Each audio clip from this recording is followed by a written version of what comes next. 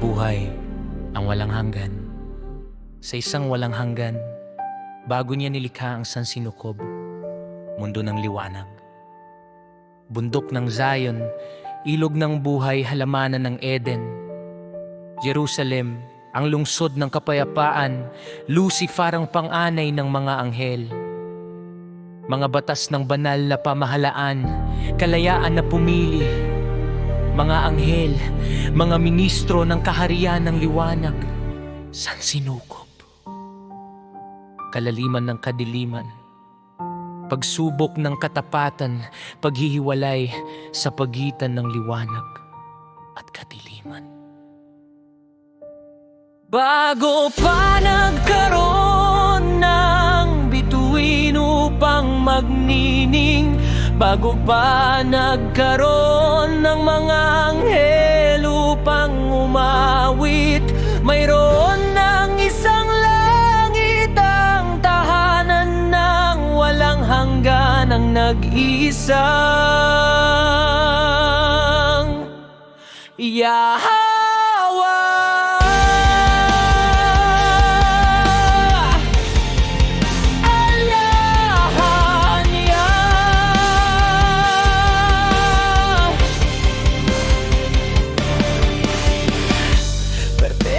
Sa karunungan, pag-ibig at kaluwalhatian, nabuhay ang walang hanggan sa isang walang hanggan. Bago niya isa katuparan ng kaniyang magandang pangarap sa paglikha ng sansinukob.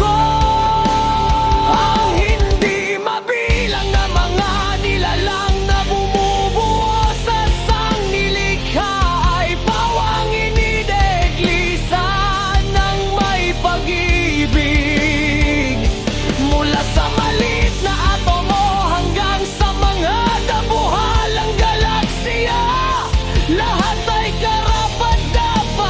kanyang kataas-taasang atensyon. Mahilig sa musika, iniidealisa ng Yahweh ang sansinukob bilang isang malaking orkestra na sa ilalim ng kanyang pamumuno ay dapat magugong ng magkakasuwatong himig ng katarungan at kapayapaan.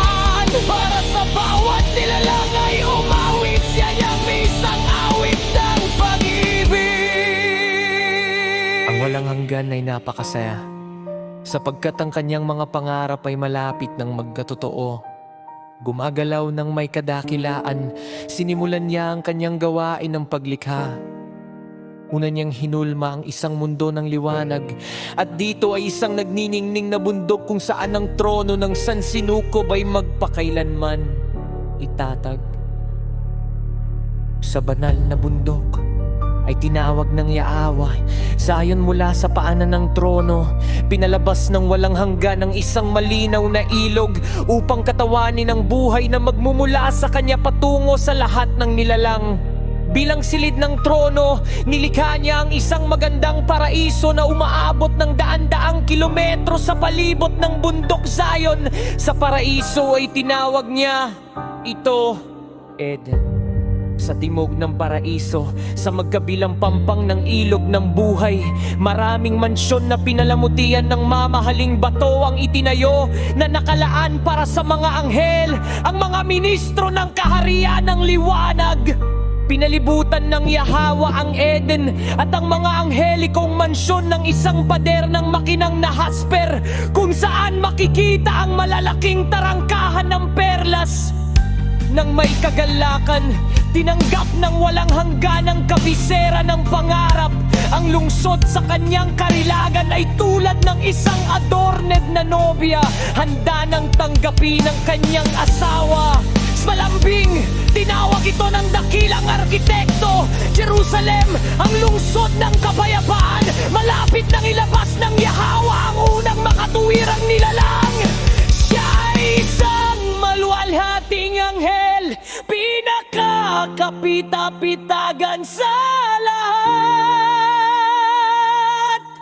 Pinalamutian ng kinang ng mga mamahaling bato. Ang anghel na iyon ay maninirahan sa bundok Zion, bilang kinatawan ng hari ng mga hari sa harap ng San Sinukob. Nang may labis na pagmamahal, sinimulan ng manlilikha na hubugin ang panganay ng mga anghel.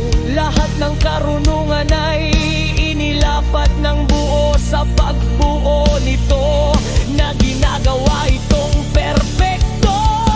Malambing niyang ipinagkaloob ang kanyang buhay, ang magagandang hayal na para bang nagising mula sa isang malalim na pagtulog. Nagmulat ang kanyang mga mata at tiningnan ang mukha ng kanyang may likha. Nang may kagalakan, ipinakita sa kanya ng walang hanggan ang makagandahan ng paraiso, na isinasaysay sa kanya ang kaniyang mga plano, na nagsisimula ng magkatotoo.